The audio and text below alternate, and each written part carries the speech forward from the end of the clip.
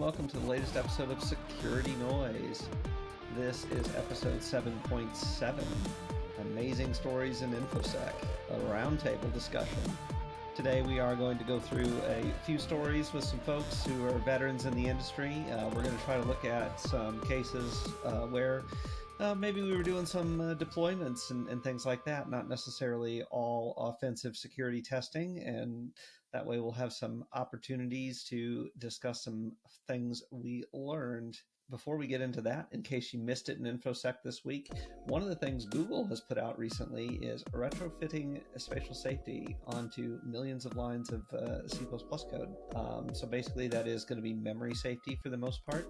What they've done is they've used a hardened libc++, and they've got some really interesting results in terms of reducing number of crashes by like 30%, stuff like that. So although there's a lot of discussion around memory safe languages, whether it's Rust or Go or things of that nature, certainly you can get there with C++ and maybe not be trashing your entire code base to do it. So I think that has a lot of kind of exciting implications for the future and for hardening systems that we're familiar with rather than doing so much rip and replace. So if you are interested in checking out the article, that was at the Google Security blog, which is just security.googleblog.com. All right. I want to introduce our guests today. I have with us Joe Sullivan. Hey, Joe.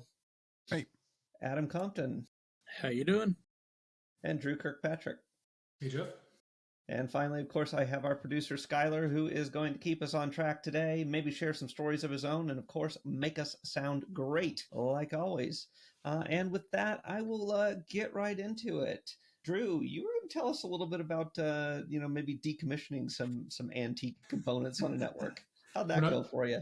So long ago, before I was in cybersecurity, I was the bad guy, the people that don't appreciate the security people and were a pain in their butt. I was a computer scientist at the time, and we had an obscure piece of equipment in the lab that did spatial audio. Long ago, before spatial audio was a feature of every game engine, right? Even your mobile phone, all the games could do spatial audio with stereo headphones. But back then, we were trying to do it in aircraft cockpit simulators for the Navy. And to do that at speed, we had to buy this proprietary product from a really cool company that made great equipment, but it was a rack of audio gear and a Windows PC running proprietary software, which we used for many years. You plug this thing in the network, had an API, and then we could integrate it with all of our flight sim equipment, send it positions to render sounds that the pilots would hear. And this old version of Windows went end of life, and the security people started yelling at us to get this thing off the network. And we contacted the vendor, who said you could buy another unit, an upgraded unit. And the first one was like $25,000, which was a stretch for our budget. So we did not do that, and we continued to use it until eventually security folks made it very clear that either we would take it off the network or they would. So I actually ended up having to take it off the network, drop a Linux box next to it that we could maintain, and I wrote a program that emulated all the APIs that we used of their product. And this was long enough ago that all computers had a serial port, and I don't mean the USB variant. So I ran a serial cable over to it, and then on the Windows side, ran another program to do the reverse, take the commands off the serial port that I sent for the Linux box, and then dump it back into the network API over the loopback device. And that bought us a couple more years with this awesome piece of equipment, kept it off the network, made everyone happy. I was still mad that I had to waste a bunch of time doing this, but in hindsight, now that I've been on the security side for many years, I'm pretty impressed with how proactive they were being long ago. This is decades ago, to go around and try to clean up the network like they were doing. And I did not appreciate it at the time, but I certainly do now. So kudos to them. So appreciate the proactiveness. Any particular takeaways? Did you learn anything from the exercise as far as, how to approach and solve those problems that you've taken with you at all? Maybe be a little bit more open-minded with satisfying all requirements, not just my immediate project requirements, but the overall organizations is probably a good perspective to have that I was lacking in my early 20s. Probably still don't have enough of appreciation for that today, but I certainly try a lot harder these days than I did back then. And also, of course, back then we were all doing C++. So clearly that is the best language there is. So, yes. Absolutely. Love that C++ or good old plain C. Just, yes. Yeah, make the new stuff go away. Well, Joe, how about you? I heard you mentioning before the show some comments about some 3Com super hacks. How about that? So it's 2004, and I landed in this organization that does drop shipping. I won't name the company, obviously, but they have a huge office in this huge 100,000 square foot warehouse. And my first few days there, I should have known that I was getting into something I wasn't going to really enjoy. One of the first things I noticed was the internet gateway, the web server, and the email server were all on the same server connected directly to the internet. No firewall or nothing, no IP tables set up. It's a wonder this hadn't been compromised, right? Windows SPS or what's that? Was it a Windows SPS machine? This was curious. A Linux machine. Really interesting. Yeah. Okay. And directly to the right of this server, it's sitting in a compact rack, right? It's not even. It doesn't even have. It has shelves in it. It's sitting in there, and it's a tower. It's not even a rack server. To the right of that is an actual rack, and it has like a number of 3Com hubs. And this whole network is configured as a /A 10.0.0.0 255.0.0, totally flat. Wow. And some of the problems, well, back up. If you don't know the difference between a switch and a hub and the problems you can encounter with this, so imagine you want to send a letter to your house at the end of the road. So you send it out, the post office duplicates the letter and sends all these mail trucks out with each having a copy of the letter all at the same time to every house that has a mailbox. Now imagine trying to get around town with all these mail trucks congesting the highway. You can't get around. You're trying to deliver all this mail. That's what a hub does pretty much. Whereas a switch works like the post office today. Hey, I want to send a letter. Cool. We'll take it directly to the house and drop it off there. Problem solved. We used to get in weird network issues we couldn't really track down and solve within a reasonable amount of time. For example, in a warehouse, people would unplug things and plug them into these 5-port hubs where they expanded the network because they didn't prepare for that. And periodically what they would do was actually create a network loop. They would have both ends of the Cat5 cable plugged into the damn network switch. And of course, since it's a flat network in hubs, takes the whole network down. And we don't know what's going on. So our troubleshooting method is quick, go to the server room. Let's look at all these hubs and see which light's flashing the fastest. And that's probably where our problem is at. Right? And that worked fairly well for us. Finally, I'm like, hey, we got to do something. So we installed MRTG graphs and started feeding that, all the hubs and network traffic into that. And I'm like, hey, this one's spiking. Go look at that port. And then we knew about where it was at, but not exactly where, because these were switches that were floating all over the warehouse. I came into work one morning and the HR department was completely offline. And what I didn't know was there was actually a 5-port hub under the desk that was feeding all of HR because they actually expanded over there. And someone had come in and unplug that hub and plug their curling iron in. So that took down all of HR. We had a phone system, a VoIP phone system, and periodically the phone system would go offline and we didn't know why. It was because of a broadcast storm on the network that we'd have to track down.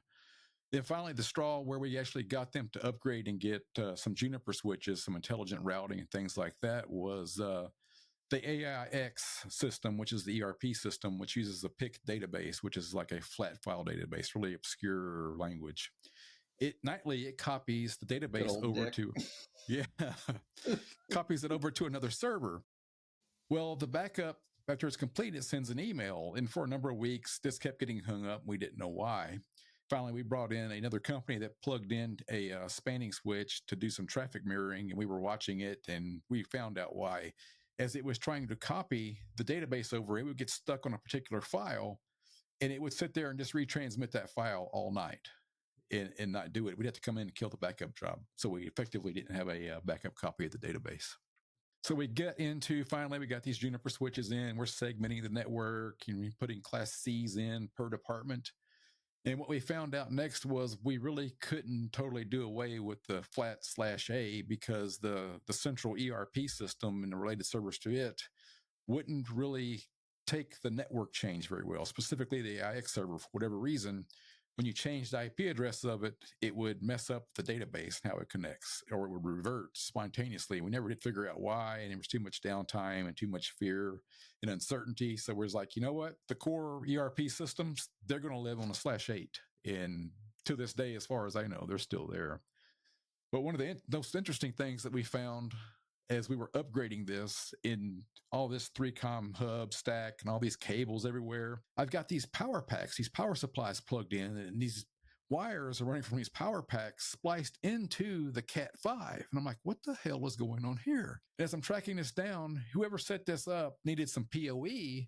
So they just snipped the Cat5 wire, wired the power pack directly into the Cat5, spliced it in there, and sent power to whatever device they had on the other end. So instead of using power injectors, that was their answer for PoE. That was really interesting to sort out. I'm sure that didn't cause any problems ever. No. It's a wonder it didn't burn down. But this particular company spent more on coffee and donuts than it did information security or networking. Well, what did you take away from sorting some of that stuff out in terms of especially of walking into something like that and trying to understand what was going on? Any tips? I added a series of questions to my interview questions for the future that I would ask up front. Like, hey, what's your network look like? Do you have network diagrams? What kind of network technology do you have? You know, kind of get an idea of what you're getting into before you get there. And it wasn't just that. This company didn't have any redundant power, and we had to get huge battery backups in. Anytime there was we're in Oklahoma, by the way, lots of tornadoes and power outages. So when the power went out, me and another one of our coworkers, Philip, would have to wake up in the middle of the night, run to the building and start powering everything down in anticipation of the power going out, or was already out, and go to IHOP and wait for everything to come back up. Like, oh, cool, we can go power all this stuff up now. Did that multiple times. You might want to ask questions like that before you land in an organization, start that job. Hey, do you actually have battery backup? You know, that's another one I added to my list. Fun stuff.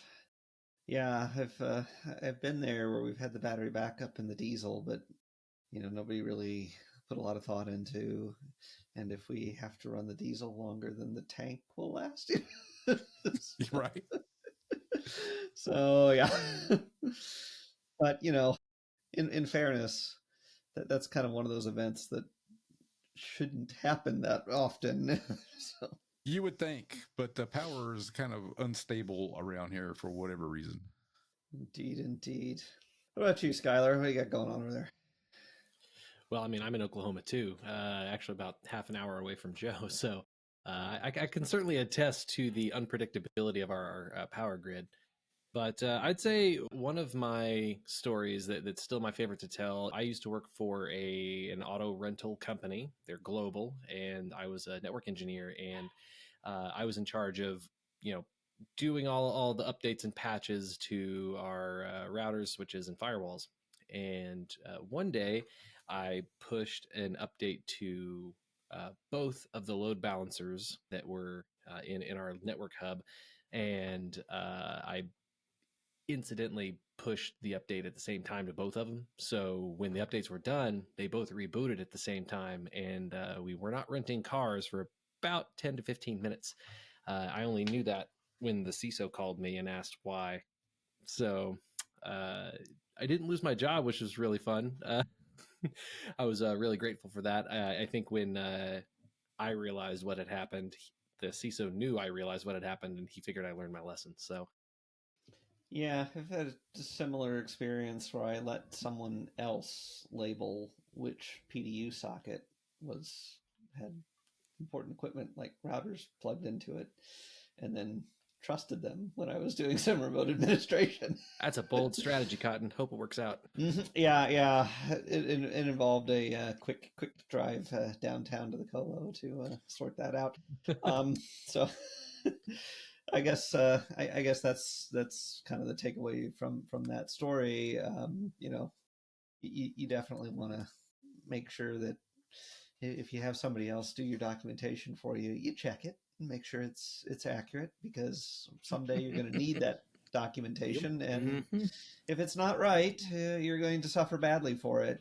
But Power kind of of peer like reviews. you, I think the powers that be around there kind of looked at that as, they just made a costly investment in teaching me something important, and they ought to keep me around to benefit from that knowledge. So I appreciate the judicious nature and understanding from those folks. So with that, I think we probably saved probably one of the hopefully most amusing stories for last. I've got We'll Adam see. sitting over there, just waiting to share his adventures. It's okay. It's all right. Yeah, no, I appreciate it there, Geoff. Thank you. No, I've got 25 plus years in doing actual pen testing and things of that nature. And over that time, sure, I've had some good successes, some good learning experiences and all that, but I've also had a lot of mishaps along the way. So there's one here I was going to tell. It's sort of a combination of both. This is back when I was doing some physical assessments as well. I haven't done those in a while, so it's probably been 10 plus years now. But this was a location I was tasked to go out by myself to see if I could get into. It's a large building-ish. Multiple different things. It had like an educational section, a bank, and all kind of stuff connected in there. And yeah, I was just asked to go into it. So me being all 5'6", rotund little hillbilly that I am, I decided I was going to get in my typical way. Walked into the front desk. Nice older lady there. I asked her. Oh, I had like a big gulp in my hand at the time. I'm sitting there. I'm like, I asked her directions to somewhere. She goes, "Oh yeah, it's right down the street. What have you?" And I'm like, "By the way, do you have a restroom I can visit real quick?" And I show the coach. She goes, "Oh yeah, not a problem." And this is the first thing that surprised me. She's like, "Oh yeah, you go right behind me, up those stairs, all the way down that catwalk into the next building, and that's where the restroom is." I'm like, "Okay, thank you." So I get up, I go do my thing. I'm up there, I'm walking around, I'm checking doors, all that. So far going great, loving this. First little experience I had there is I'm going down through there, and I take note of this one door. It has like a name on the outside, seems to indicate it's like a system administrator's office or CTO or CIO or what have you. Some important person in there. And I'm like, it's nice and dark in there. I don't think anything of it. I take my bag, I scoot in there, I sit down, I start plugging something into the back of the computer that's on the desk right there. And out of nowhere, a light comes on the other side of the desk. Wasn't a light before, there is a light now. And an individual stands up and goes, "Can I help you?" As he looks over, I'm like, "I am so sorry. I believe I'm in the wrong room." I get up and I leave. And luckily, he doesn't follow me. So I get out, I walk down, I go into a different room, restroom or something, just sit out there for a little while, twiddling my thumbs, waiting for everything to calm down. Luckily, there's no big alarms looking for me or anything. Don't know why, but hey, check one off there. I escaped on that one. So I keep going around looking for other things. I find a data closet, comms closet, all that. I do all my standard stuff until I get to this one area, and it's right beside of a data closet. I walk out of there. There's a staircase, data closet, and there's a door leading outside. I've set up home base more or less in that data closet. I got a network tap on there, got my backpack setting in there. I've been doing my work in there, and I'm wanting just to check out a few things in the area. I go over to the big metal door right there. I'm like, "Oh, that's nice." I open the door, lean outside. Apparently, I leaned out further than I was and actually walked out because I quickly hear click. I turn around and the door is closed. I am now on the outside of the building, on the back of this building, without my bag, without my tools, without any other way to get in or way to get back in from where I'm at. So I'm like, well, do I suck it up and go back around to the front desk and see if she'll let me back in? Which is probably unlikely. So I start walking around, knocking on random doors on the outside now. And finally, I come to one door, and I just knock on it, and the guy opens the door. I'm like, "Oh, thank you." And I walk right in, completely ignore him, just keep walking. He starts to say something. I don't pay attention. I walk, go upstairs, and just walk away. Luckily, again, no big alarm sounded, but I'm sitting here, I'm like, this is just ridiculous. I'm going to have to step this up even more now. So this happens to be during the winter, and they're doing some construction on one end of the building over there. So I do get my stuff. I get all my stuff together. I leave the building. I go put it in my car. I'm like, can I get in over here without sneaking by somebody? And I see that there's a construction area, and it's supposed to be like an elevator or something there, but they just got a big, like, 12-foot ladder leaning up against it right now. I'm like, I can climb that, sure. So I waddle across through the snow in the backfield that no one's paying attention to, amazingly. I walk over there, climb up this ladder, Yes, again, 5'6", hillbilly, round, climbing a ladder in the snow. Yeah, I get up there and I go over. I look to my right, and there's a door with a badge reader. I'm like, I don't want to climb back down this. Please, please, please, please, let this not be working. I go over and I push the door and it opens. On the other side, the badge reader has all of its wires sticking out. So I'm like, yes. So I'm in. I walk through there. This time, though, as soon as I shut that door, an alarm goes off. I panic. I stand still. Oh, it's not an alarm. It's just a very, very, very loud bell because they do have classes there. Tell everybody break is over to go back to class. I'm sitting there going, well, no getting arrested, no getting cops caught on me or anything this time. So I make my way back around. And yes, I did find a lot of things in there, but this is one where it's kind of a mixture of good and bad, like I said in there. I got myself in some hot water a few times in there, walking into a room where it was occupied, trying to do something to a computer, where the individual who owns the computer probably wasn't too happy about it. Locked myself out of the building after I broke into the building. Put myself in a situation by climbing a ladder that I wasn't ready to get out of if I had to backtrack. So it's just, yeah, it's just fun. I mean, it's kind of things that you look back at, and none of these was like, oh my God, I'm going to lose my job if I mess this up. It's more of, I should have been a little more aware of my environment as I'm doing it. I was getting a big head on my shoulders. I'm like, I got in, not a problem. This is going to be a piece of cake. And I kept finding myself in situation after situation. That was kind of weird. Another part of that is I found another way in through their credit union, and it opened directly into their new data center that they were in there running cables at the same time. And I'm like looking at them. I'm stepping over the holes in the floor as I'm walking by them with my big bag on my side. Any one of these they could have flagged me on. But yeah, it's just one of these. I got out very lucky on this. But yeah. But to go back to touch on something both Skyler and you, Geoff, said about taking down the failover servers or labeling cabling. This is much earlier on, and one funny story is we had the intern, a new guy, co-op, come in. We're like, the cables in the data closet are too long. Cut new cables and put them on there. He goes, all right. We wait for a couple hours, and all of a sudden, everything starts going down. We walk in there. He's in there. He has all the cables off on the floor, cutting new ones. Oh, no. You do know where all those go back. See?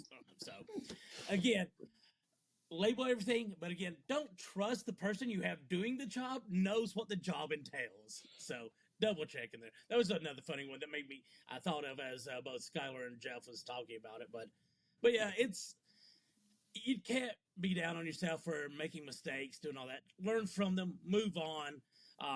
Worst case scenario, you might get a reprimand, you might get yelled at, you might get fired, but learn from it, don't make it again, and move on and make more adventures and more mistakes. So hey, that's all I can say about it. So are all IT admins like cave-dwelling gnomes? Is that what we've I'm pretty taken sure, on? yeah. It seems like that. I mean, I know I was when I was doing it. I mean, yeah, I'm pretty sure I it think is. I was in the basement the last two sysadmin jobs I had, so I think you're right. I mean, especially if you're like the only one in there on the weekend, do you turn on the lights? I mean, nobody. Nope. All right. I didn't have a window at work for the first 15 years I had a job, so. I'm with you on that one, Drew. Probably because of the same reasons, but yeah. Yep. I think that's the rite of passage of being a sysadmin. You have to be in the little hidey hole for a while, right? Yeah, you have to sit in the dark with the computers, and I mean, ostensibly it's so you can see the lights on the network equipment blinking better, right? Sure. I mean, there's a purpose. Yeah. Sure. Has nothing to do with the fact that many of them are old and gray and can't stand the light anymore. No. Oh, no. It's all fun. Sorry, I wish I had a better story for you about integrating something or whatnot, but hey. Funny stories. I get it, Adam. You just break stuff. You don't, you never build. I tried to do a ARP scan on a 2-letter international organization one time on a bridge or on a span port on one of their core routers. That did not go well. No? That's fault tolerance testing. That's what I called that. Yeah. Failover testing. It didn't work for them. I call it flooding the cam table, but That too. I was told to take my lunch, so I went ahead and took my lunch at that time, but yeah. But no, there's all kind of funny things happening there. Some of them it wasn't my fault that I got blamed for, I have you know, but most of them were. That actually reminded me of of another time, not necessarily an oopsie per se, but one test that I did. It was a physical with another one of our consultants, David. It was for a bank, and he was the setup was he goes in, acts as a sysadmin or some computer tech coming in to perform updates in their data center, in their computer room. Mm-hmm. I was the call guy, so he had a written letter with the letterhead of the bank. He looked at their org chart and found like their network security VP or something like that. Yeah. Put it on the letter, but gave them my phone number on the letter, just saying, "Hey, I authorized David to do XYZ." And so the deal is, he gives them the letter saying, "Hey, I'm supposed to be here. Call this guy if you have any questions." They call me. I just say, "Yeah, he's supposed to be there." And hopefully they move on. So we get past bank location number 1 on the first day. I think the second day is when I got made. So he goes to the second location. He gives them the letter. The bank manager calls me, and I give the same spiel. I stuck to the script. This is he's supposed to be there. We're doing this initiative, and we had a whole story lined out, and so I said who I reported to, or who I reported to, and just like, "Hey, just if you have any questions, let us know." He hangs up. He sounded a little bit leery, so I was just kind of like hanging tight. And so I messaged my counterpart, David. She's like, "Hey, go through." And he's like, "No, I don't think I don't think they're going to let me work. They're having me hang out in the lobby a little bit longer than normal. So I'm going to go out to my car to go grab something real quick and hang out." I get a phone call like literally after he texts me that, and it's the bank manager again with the VP I'm supposed to be impersonating on the phone, just letting me know that, "Hey, I got so-and-so on the phone with us right here, and you're not him. So what up?" And so I was like, "Oh, well, this was an initiative by..." I named the VP's boss, and we were just coming in, and that's weird. I don't know what to tell you. I'm the person that authorized David to be there. I don't know who you have, but I can tell you that I am who I say I am. He's like, "No, this doesn't add up. We have your phone number. You can tell us who you are now, or we'll open an investigation." I was like, let's get, and then I named that person's boss on the phone. I was like, "Hey, let's get them on the phone real quick," and I hung up. Click. Called David real quick. I was like, "Dude, we're burned. You got to get out there." And he just starts busting out laughing. He's like, "I'm still in the car. There's like cop cars and stuff showing up at the bank right now." I was like, "I'm out of here."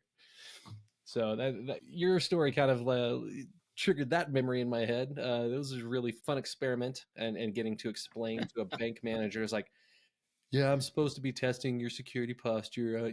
Sorry to give you a small heart attack. We're not actually here to rob you." Wow. I like how Boys just like finds that kind of stuff humorous too. He's just totally chill about the fact that all these cop cars are showing up. He's a madman, and I love Bedlam him. out there. No, that's hilarious. Well, thank you everyone for listening and joining us today, and thank you to the folks on the panel. Security Noise is a production of TrustedSec LLC. If you or your organization have questions or needs about information security, go to www.trustedsec.com. We'll see you next time.